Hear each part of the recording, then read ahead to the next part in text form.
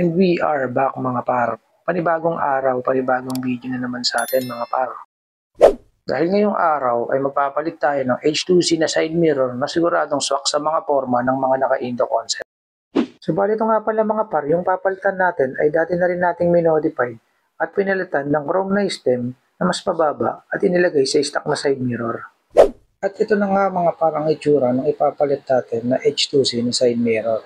So bali ayan mga par, kung mapapansin nyo, naka-curve na itong pinaka-stem niya. So mas pababa na siya tingnan dito sa existing natin na side mirror.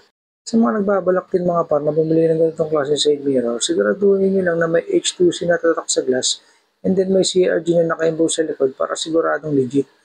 Pagdating naman sa pagbabaklas mga par ay gagamit tayo ng open range na ang sukat ay 14mm. At pihitin ng counterclockwise at kapag medyo maluwag na mga par, ay pwede na rin natin yung pihitin ng ating kamay para mas mapabilis ang ating pagbabaklas. At pagdating naman dito sa may kabila mga par, ay same lang din ang pagbabaklas. So counterclockwise lang din ang pihit. And then gamitan na rin natin ng onting anti-rust mga par para naman matanggal yung mga natirang kalawang galing sa dati nating side mirror.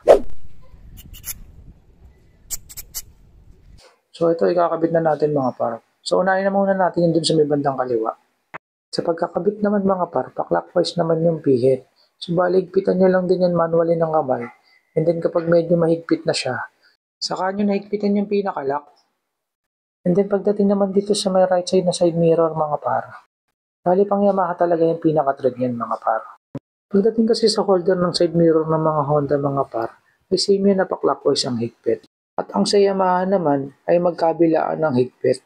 So bali baka kasi magtaka kayo mga par, akala nyo na mali kayo ng bili, wala talaga nabibiling saktong pang Honda ng ganitong klaseng side mirror.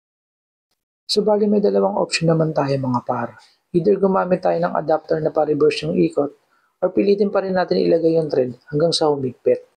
So ngayon mga par, kung mapapansin nyo, ikakabit ko siya na walang ginagamit na naka-reverse na thread na adapter. At dahan-dahan lang natin pihitin mga par at pakiramdaman kung mahigpit na para di ma-lost thread yung pinaka-thread. At dito na nga mga par ay nai-align at naikabit ko na itong dalawang side mirror. So i-double check ko na lang dyan mga par kung talaga bang naigpitan ko yung dalawang nut at wala na siyang alog. At kung titignan mo naman talaga mga par, ang forma at tindig ng side mirror na to ay napaka-solid. Dahil bukod sa street legal na siya mga par, ay talaga naman dagdag angas lalong-lalo na sa mga naka-Indo concept. At dito na nga nagtatapos ang ating project mga par. At kung bago ka lang dito sa ating channel, please like and subscribe para updated ka sa mga susunod na videos.